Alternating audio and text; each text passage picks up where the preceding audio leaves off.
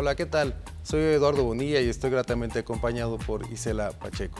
Gracias por estar nuevamente en este capítulo de la serie Conciencia, Valores y Actitud de Servicio. Les agradecemos las llamadas que hemos recibido relacionadas con el curso. Los invitamos a que sigan comunicándose a nuestro teléfono con la A28 228 842 3500 en Radio Televisión de Veracruz. Así es, Eduardo, qué gusto saludarlos en esta emisión especial. Qué bueno que sigan con nosotros también en esta interesante conferencia que ofreció hace un tiempo el doctor Ignacio Ovalle Fernández. Por ahora le vamos a presentar un tercer capítulo al abordar el primer gran tema de la ética, la moral y la libertad. Ahí Ovalle cita y refiere el pensamiento de grandes estudiosos de la conciencia y analiza la complicada esencia de la libertad humana, sus alcances y limitaciones. Así también explica el fenómeno humano a partir de tres vertientes o tres grandes sustentos, como lo son la conciencia, la libertad y la responsabilidad, Eduardo. Así es, Isela. Veamos sin pérdida de tiempo este tercer capítulo de la serie Conciencia, Valores y Actitud de Servicio, aquí por la señal de Radio Televisión de Veracruz. Y dices, sí, buenos días. Si ahí estuviera Freud te diría, estás cansado. No, me siento bien. No, hombre, se te salió una parte de ti, está cansada, está extenuada, lo exteriorizaste. Eso nos ocurre con muchísima frecuencia. Es como cuando en actos políticos alguien recita el lema del contrario, pues da pena ajena, porque está denotando una especie de miedo. O alguien dice, mira qué bonito puerco, en lugar de qué bonito cuerpo, pues trae telarañas en la cabeza, en fin.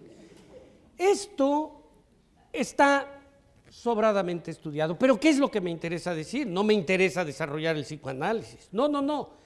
Ese psicoanálisis consiste, según Freud, en descorrer el velo del olvido. ¿Para qué?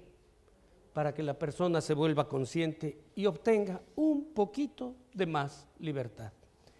Me encantaría, pero no lo voy a hacer porque no tiene la misma importancia sobre nuestro tema, referirme a dos personajes más, que son uno de ellos, este señor llamado, estoy tapando aquí, llamado Jung, porque más adelante, en otro segmento, me voy a referir a su pensamiento. Él habla de un inconsciente colectivo, es lo único que te digo, está más próximo a la libertad, pero de todas maneras nos dice que así como nuestra estructura física, también nuestra mente es un arcón de reliquias que hay que explorar. Y luego otro personaje, que es este hombre Wilhelm Reich, que tuvo un final un poquitín complicado, pero que también nos recuerda que hay muchas cuestiones inconscientes en nuestra conducta que son básicamente corporales. Lo único que diré de él es lo siguiente. Él dice que tu cuerpo es más sincero que tú. Ya, para acabar pronto. Tu cuerpo sí sabe. De hecho, el semblante que todos tenemos en la vida de alguna manera habla de la vida. Hay quienes tenemos una cara de amargura, bueno, no siempre, pero puede representar lo que te está tocando vivir. Por eso no es mal consejo ese de sonríe, ayuda, ayuda. Hay un camino de doble sentido. Eso, perdón, no es el tema, pero ya lo digo, estamos a punto de hacer nuestra pausa, pero ahorita lo menciono. Si una persona camina así, la actitud corporal no nada más refleja su temperamento, sino va a influir en su temperamento. Va a ser depresiva. Si una persona le dicen sonríe y camina así, va a influir en su temperamento. Es decir, hay una conexión de la mente al cuerpo y del cuerpo a la mente. Tú te encuentras a alguien en la calle y le dices, ¿cómo estás? Y te contesta, bien, mano, me ha ido a todo dar, a todo dar.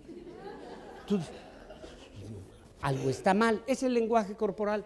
Tú dices, no, ven, yo sé que andas triste, ¿ok?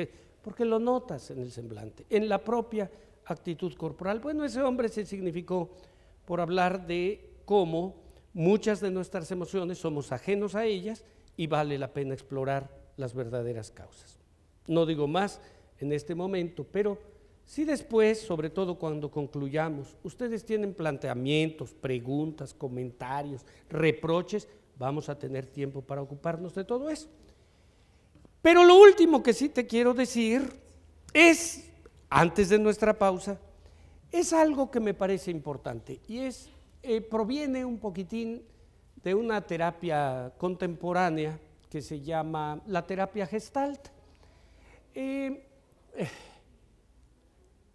Hay una psicología y una terapia Gestalt. La psicología tiene que ver con fenómenos de percepción y la terapia toma el nombre de aquella psicología para aplicarla a una serie de procesos. El hombre más significado en ese tipo de terapia es este hombre, un hombre muy singular, llamado Fritz Perls o Frederick Perls.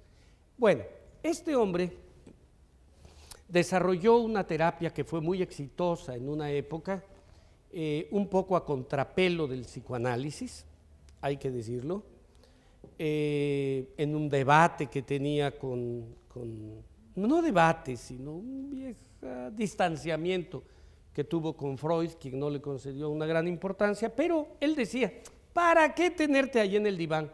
A ver qué tienes, una fobia, te la quito ahorita. Y lo hacía. Bueno, por eso se significó.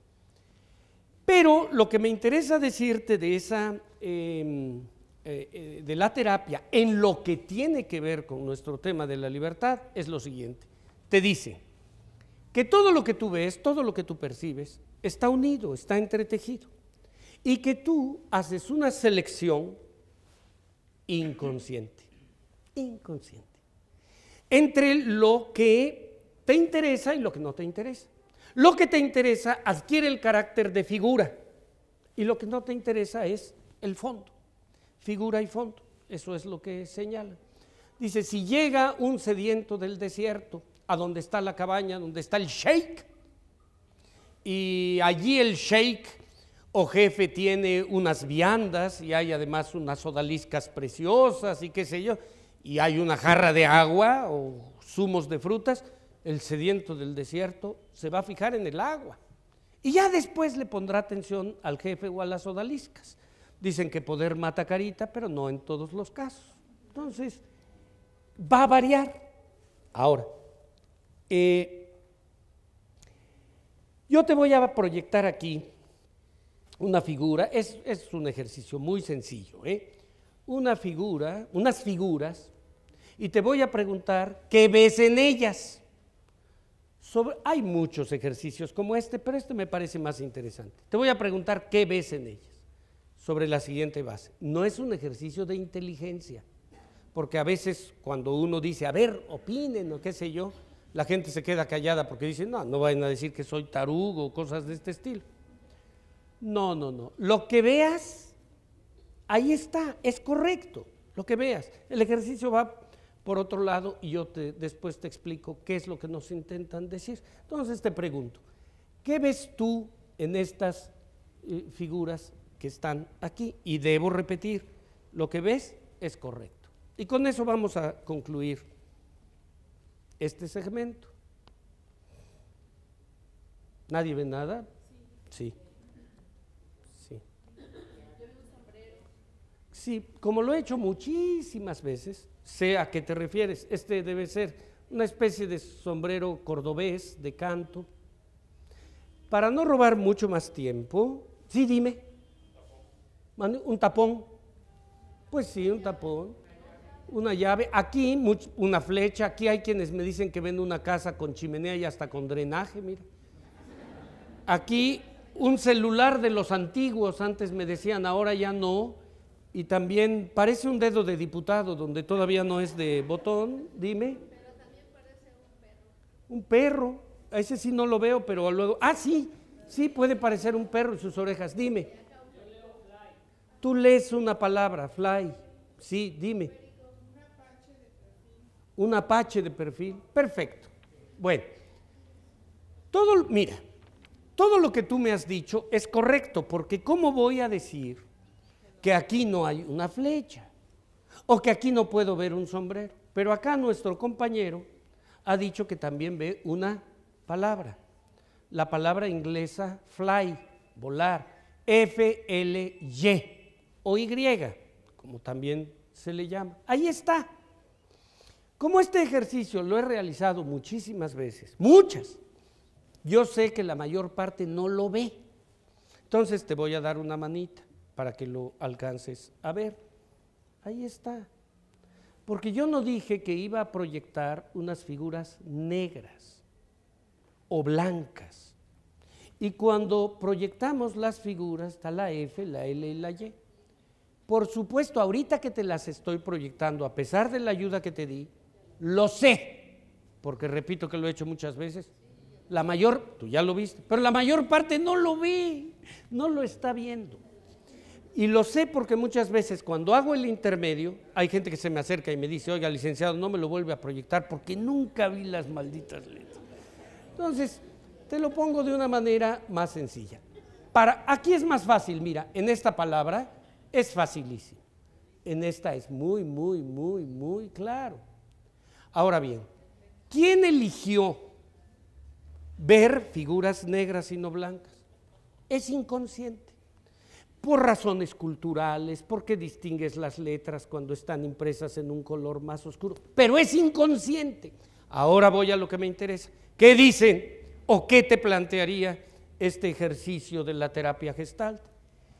Que si no puedes ver lo obvio en lo físico, ni siquiera cuando te dan una manita, cuando nuestro compañero y yo te estamos diciendo que ahí hay unas letras, es decir, si no controlas voluntariamente, como es obvio que no lo controlamos, el modo en que el mundo externo ingresa en tu conciencia, entonces, si ni siquiera eso somos capaces de controlar, ¿de qué libertad podemos hablar?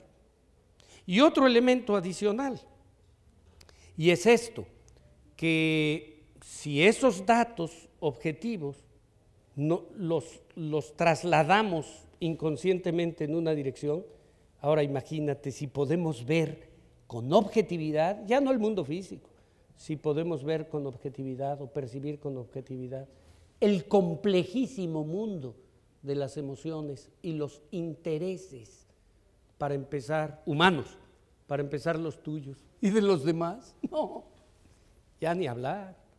Por supuesto, y sin embargo somos muy enérgicos y categóricos para juzgar y condenar. Bueno, aquí hacemos una pausa.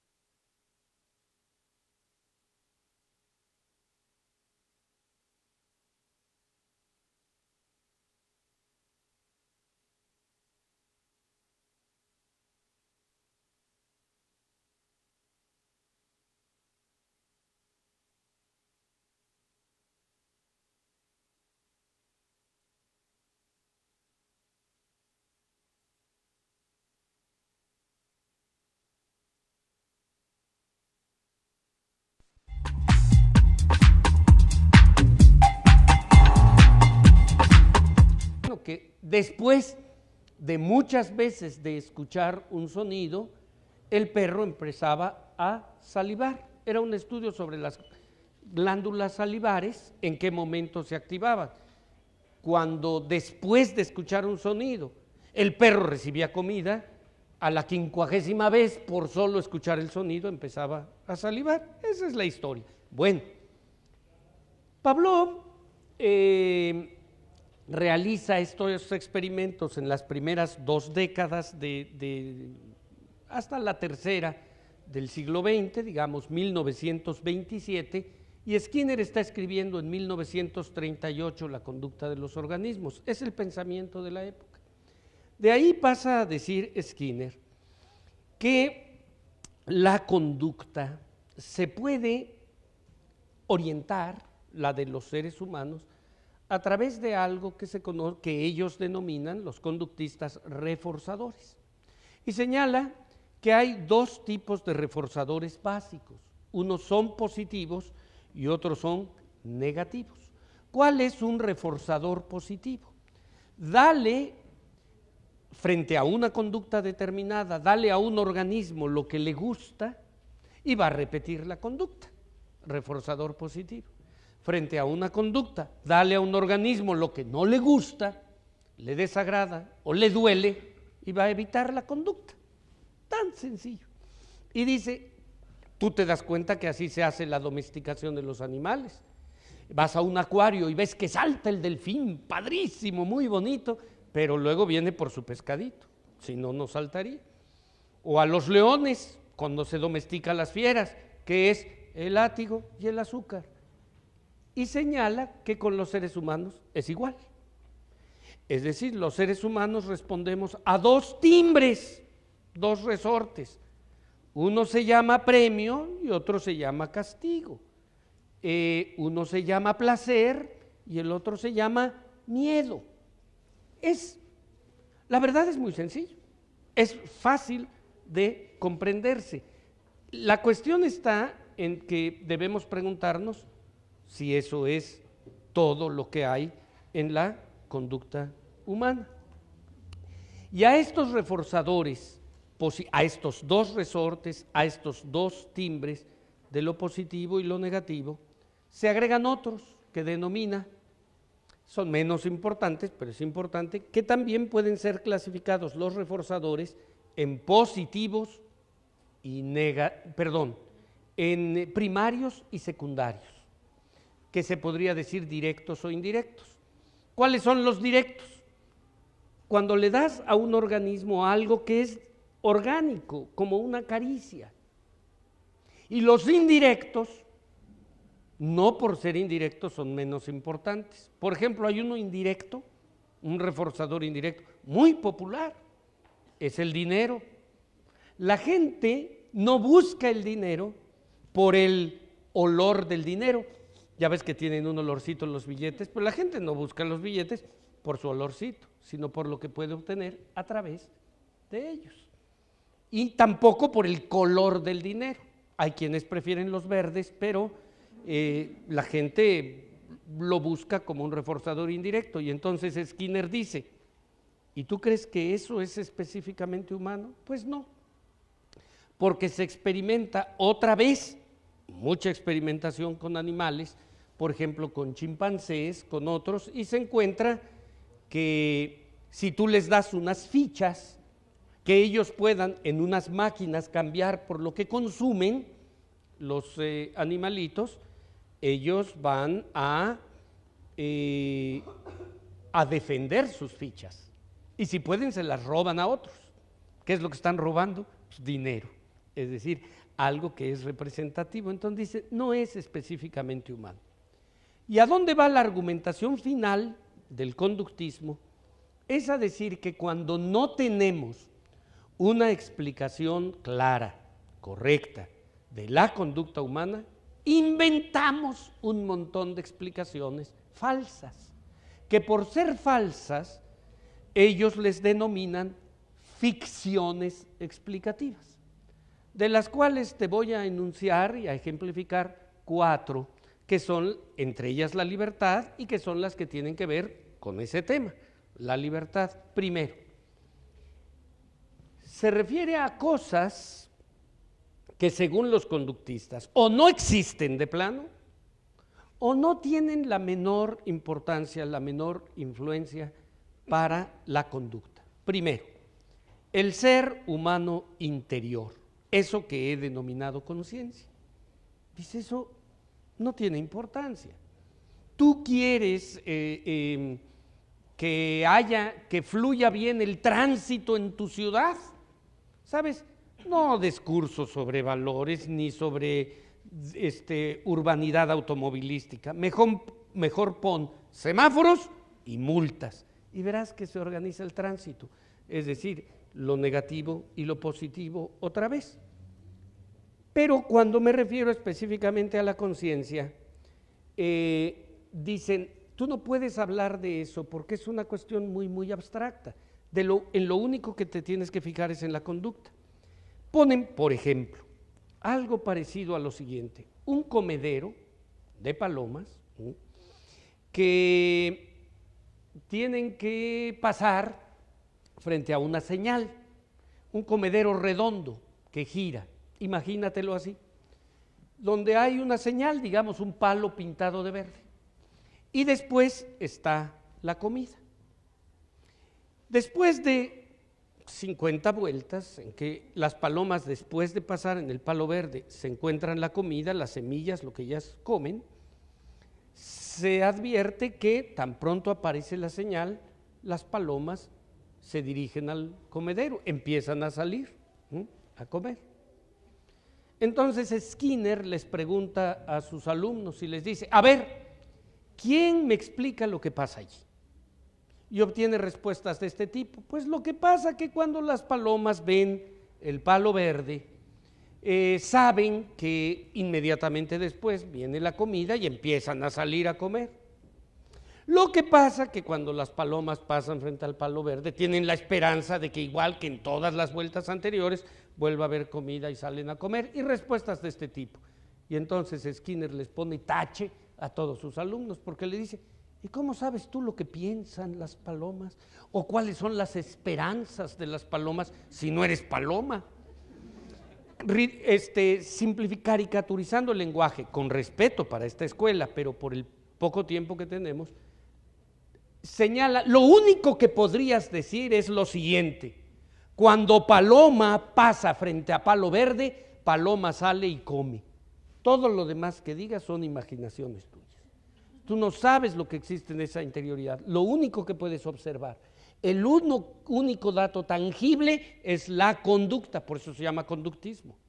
Por lo tanto, siendo el único dato objetivo, es a lo único que te le debes referir. Lo demás son fantasías esotéricas.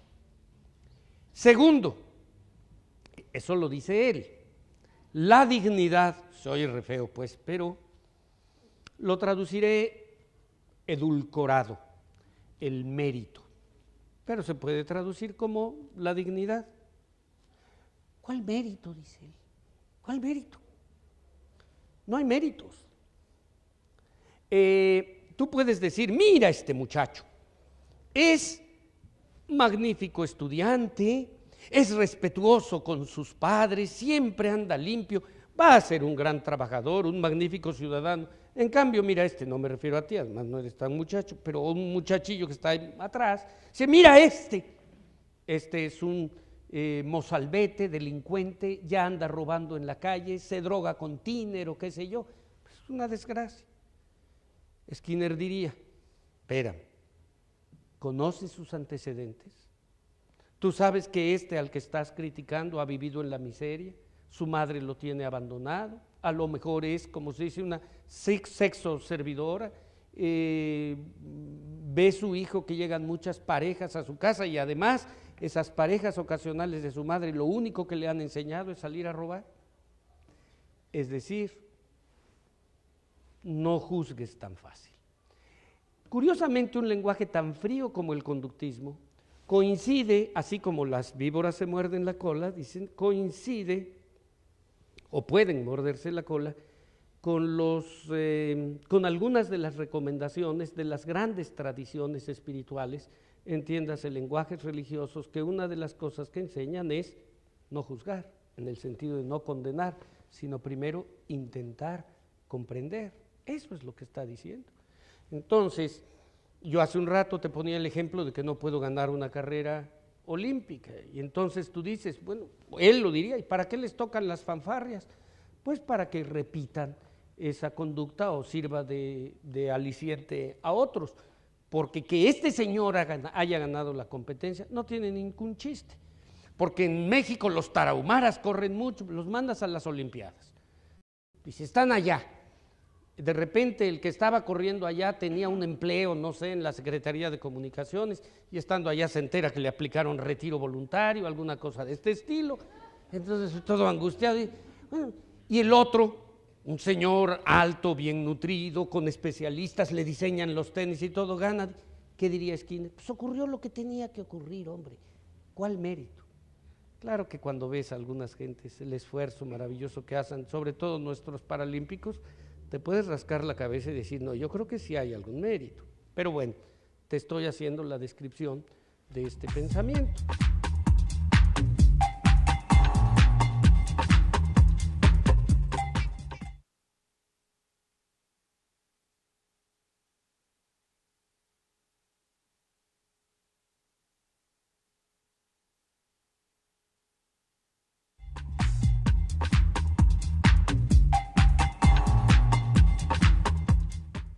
Lo que te diría es, cállate tus elogios y cállate tus reproches. Porque tú ves que alguien, sales de algún lugar y alguien rayó tu carro, o te chocó, y la persona que te chocó, de repente se baja del carro y lo encuentras así como borracho, y dices, desgraciado borracho, mire lo que me hizo. Hasta que te enteras que esa persona a su vez fue secuestrada y le inyectaron una droga en contra de su voluntad. En ese momento dejas de reprocharle a él y diriges el reproche a quien le inyectó la droga. Es decir, lo que está diciendo es, cuando conoces las causas verdaderas, te callas tus reproches y te callas tus elogios, que es lo que recomienda hacer. La creatividad es el tercer concepto que pone en crisis. Dice, ¿cuál creatividad? No hay nada de espontáneo en las cosas. Ocurre también lo que tiene que ocurrir, lo que se ensambla. Muchos músicos y poetas, sobre todo quizás siglo XIX, principios del XX, decían, la verdad es que yo no escribo las cosas, yo me llega solito y sale, esa es la inspiración, como el espíritu que entra en mí, eso es al final de cuentas lo que significa inspiración. Y él dice, ¿cuál, hombre? Ocurre lo que tenía que ocurrir, no tiene nada de espontáneo. Imaginemos con él él dice, si tú tienes un molino aquí de carne y le metes carne de este lado y le das vuelta al molino de este lado que sale, pues carne molida, no va a salir otra cosa. Entonces tú tomas a un creador, digamos un músico, como Beethoven, y dices, ¿qué antecedentes tiene? ¿Cuál es su historia? Bueno, hijo de madre holandesa, de padre alemán, vive en el siglo XIX. Su padre, cuando es chico, viven en Alemania, lo maltrata horrendamente, lo deja herido del oído desde pequeño. Anda pues, como sabemos, medio sordo, es un enamorado perdido, apasionado, muy romántico, pero no siempre bien correspondido. No sabe si un hijo suyo es su hijo o es su sobrino, hijo de él, hijo de su hermano, el otro es un vividor, etcétera, etcétera. Y entonces, imagínate ahí al bueno de Beethoven, y entonces dice Skinner, tú metes todos esos ingredientes en esa máquina biológica llamada Beethoven y le das la vuelta al molino, ¿qué es lo que aparece? Pues la novena sinfonía de Beethoven. No puede, o sus sonatas o lo que quieras, no puede aparecer otra cosa, porque si ese hombre hubiera vivido en la época de los griegos, pues no había piano, no había violines, no hubiera podido producir esa sinfonía. Es decir, es un dato histórico. Un hombre que de alguna manera piensa igual, inclusive anterior a los que estoy mencionando, señor Samuel Butler lo dice de una manera sintética, espléndida. Dice, el poeta escribe un poema igual que una gallina pone un huevo y ambos se sienten mejor después. Y uno dice, ¿de veras eso será todo? Es decir, igual que rascarse, igual que ir al baño, y es así. Y finalmente la libertad, la libertad. Lo interesante del lenguaje conductista es que no dice que la libertad como que existe y como que no existe. No. Lo interesante es la sinceridad y franqueza de su lenguaje. Dice, la libertad no existe. No como que a veces medio existe y a veces medio no. No existe. Lo que existe, dice, es ilusión de libertad, la sensación de ser libres, pero no la libertad. ¿Cómo lo muestran? Más o menos. También realizan un experimento, en este caso te describo uno que realizan con un gran hipnoterapeuta llamado Milton Erickson. Con él pasan a una persona, a un escenario, y le inducen un trance hipnótico medianamente profundo.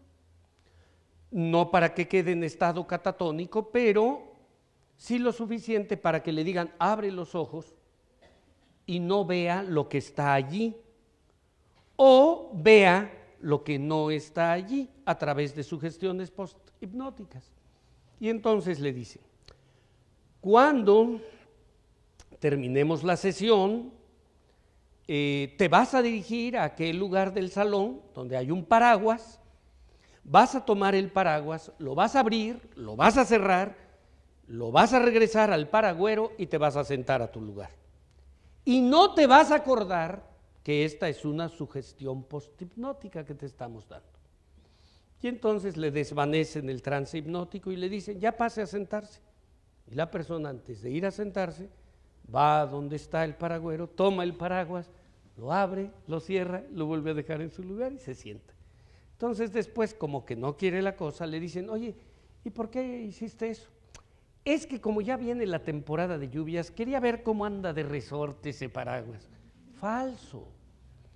Y hacen el experimento con otros grupos y otras gentes y repiten lo mismo. ¿Y por qué tomaste el paraguas? Pues es que yo tengo uno muy parecido en la casa y quería ver si es de la misma marca. Falso.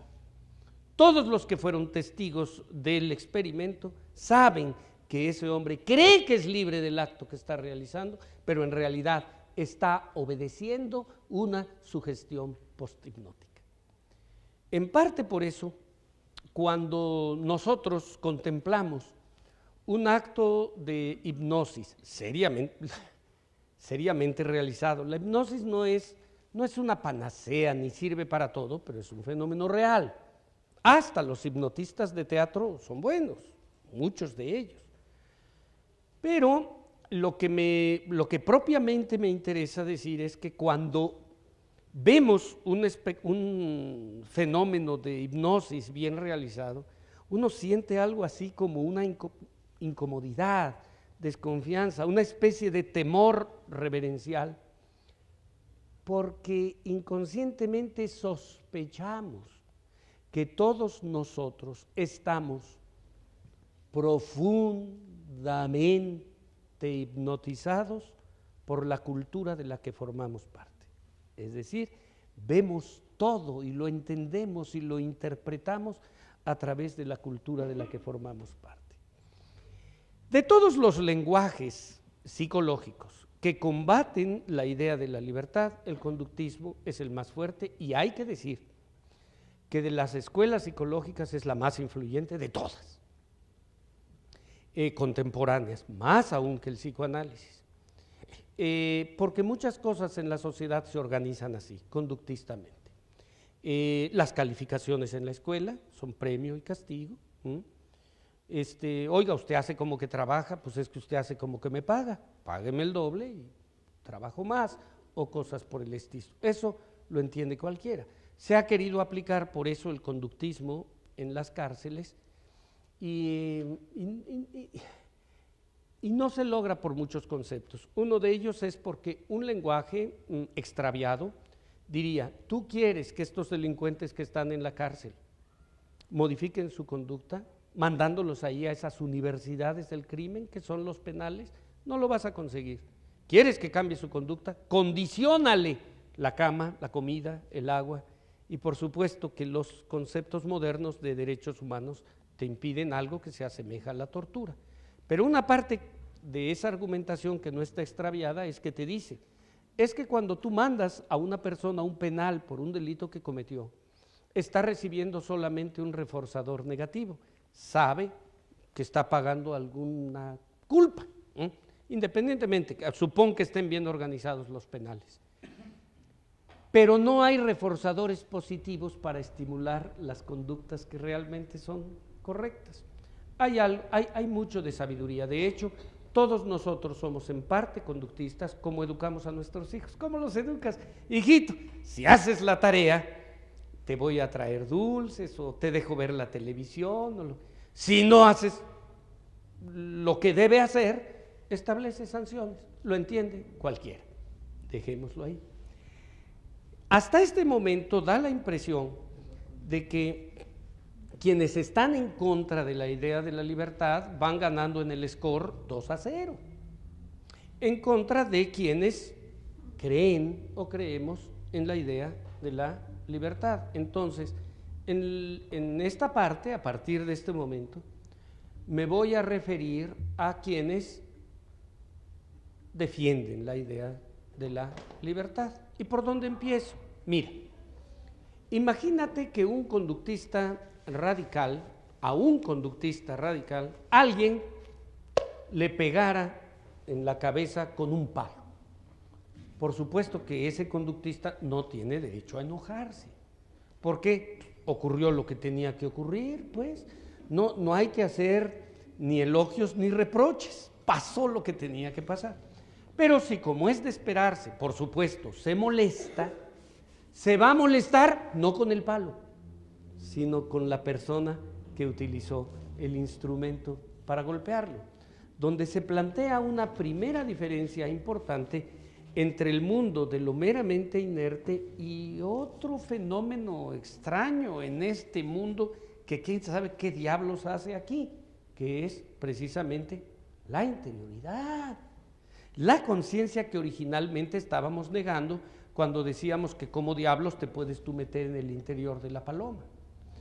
Entonces, hay, para describirte este tipo de pensamiento, me siento obligado a mencionar a uno de los discípulos de Freud, que como casi todos los discípulos de Freud se pelearon con él y terminaron distanciándose, que es este hombre, Alfredo Adler, de quien en otra ocasión voy a volver a hablar.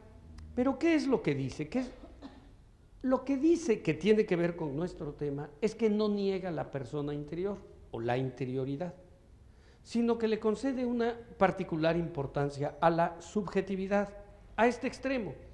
Utiliza una expresión que llama apercepción, que quiere decir que nuestros sentidos no perciben hechos reales, es decir, tal como son, sino una imagen subjetiva, un reflejo del mundo exterior en el que de alguna manera participamos vía nuestra interpretación creativamente. Un ejemplo clásico. En una casa alguien abre las ventanas en la mañana y ve que está cayendo un aguacero, está lloviendo, y le dice a su mujer: mi amor, hace un día horrible otra vez, qué barbaridad. Y en la casa de junto hay un señor que vende impermeables, que abre las cortinas, ve que está lloviendo y grita: mi amor, un día padrísimo. Bueno, el día en cuanto tal, ¿es bonito o es feo?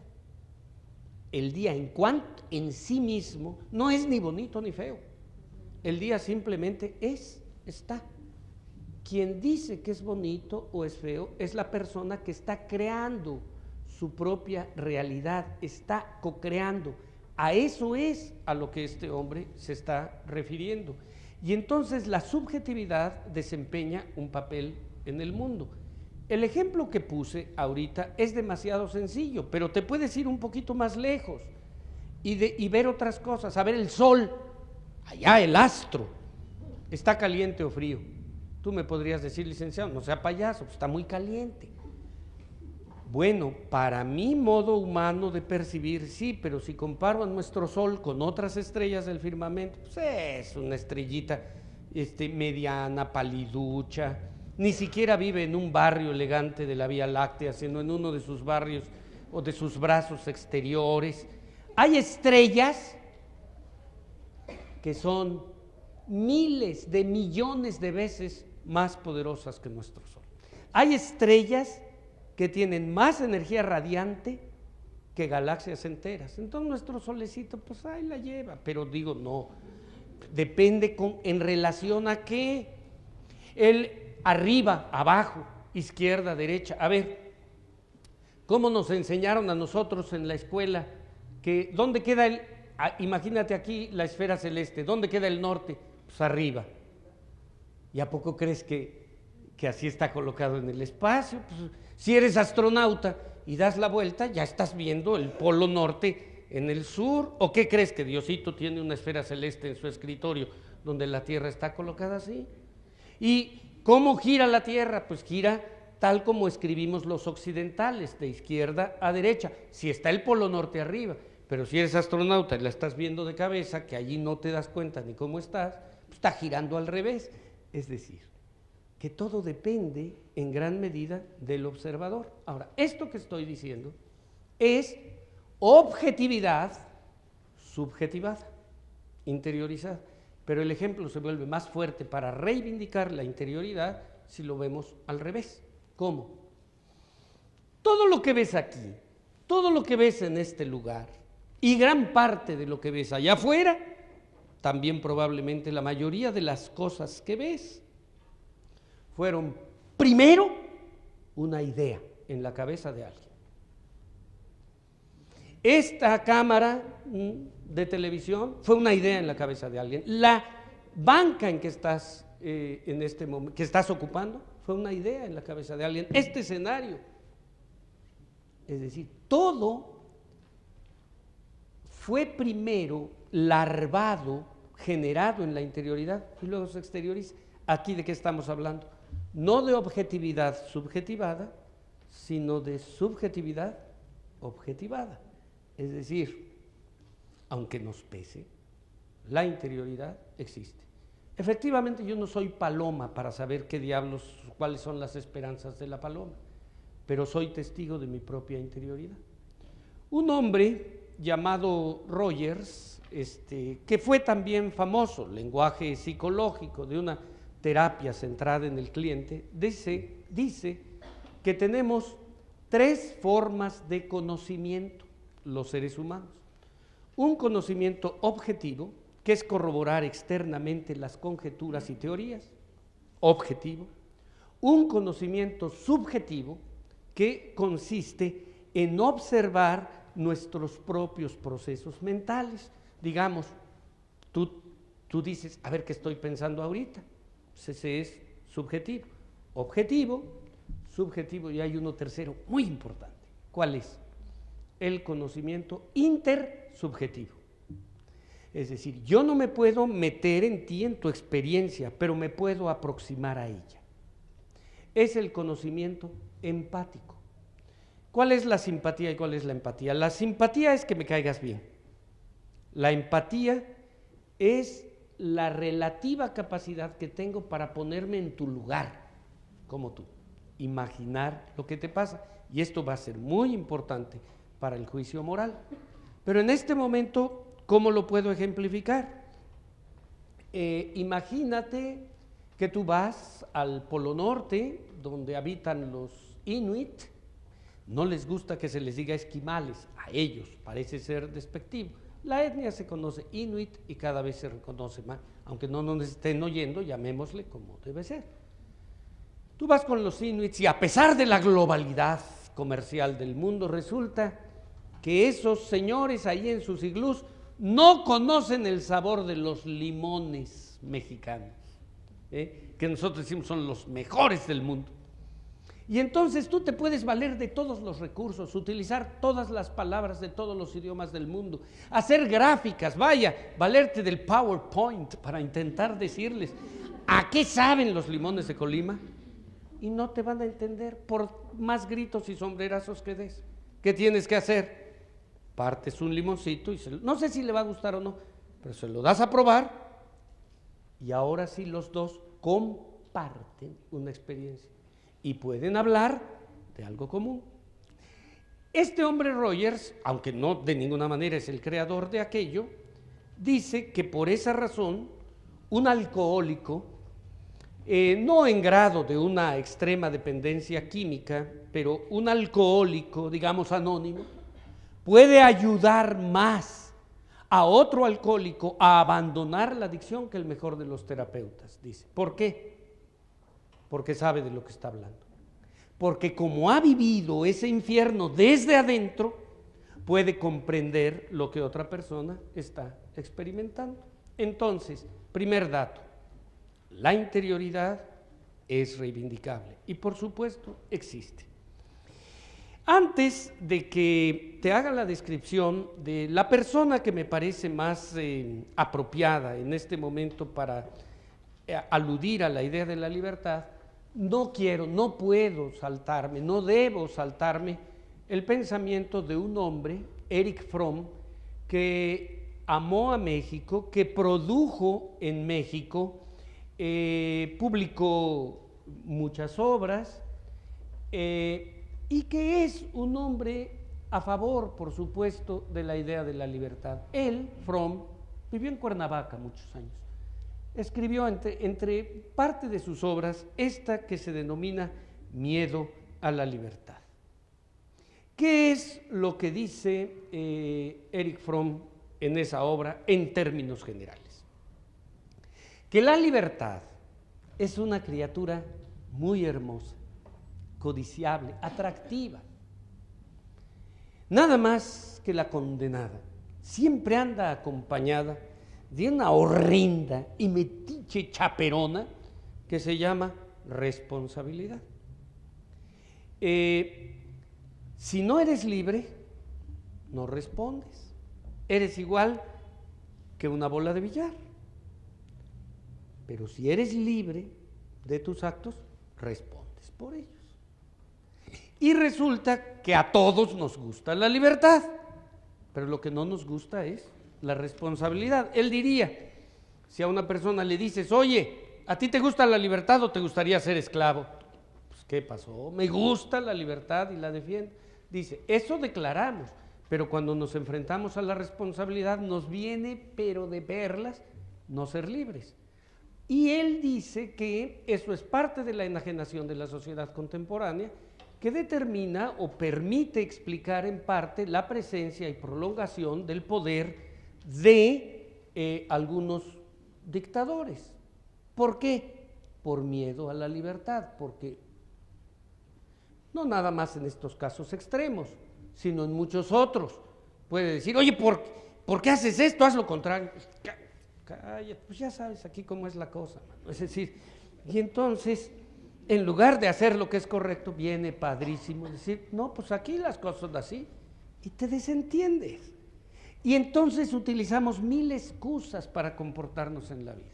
Y tú lo encuentras siempre que hacemos algo que no consideramos correcto, que nos apartamos inclusive de lo que deseáramos hacer. Si alguien llega y te pide una explicación, es perfectamente posible que te encuentres, que te explique, es que, las excusas, pues. Siempre, todo mundo tiene la culpa, menos nosotros. Es padrísimo, la verdad. Yo me acuerdo de una historia, supongo que enteramente falsa, pero que se parece algo a la realidad, de un señor que se está rasurando en el espejo, de repente se corta y dice, maldito gobierno, caray. Bueno, en cualquier parte del mundo, por supuesto, y en una de esas hasta tiene parte de razón porque ese gobierno lo tiene crispado, pero no se vale. Es decir, tenemos que asumir nuestra dosis de responsabilidad. Bueno, la persona y pensamiento que me parece más apropiado para poner de relieve la presencia de la libertad en la conducta humana, en esta fase de nuestro curso, es Viktor Frankl. Hemos llegado al final de la emisión de este tercer capítulo de la serie Conciencia, Valores y Actitud de Servicio. El tiempo, como siempre, se nos ha ido como agua, pero continuaremos con este tema en la siguiente emisión de Conciencia, Valores y Actitud de Servicio.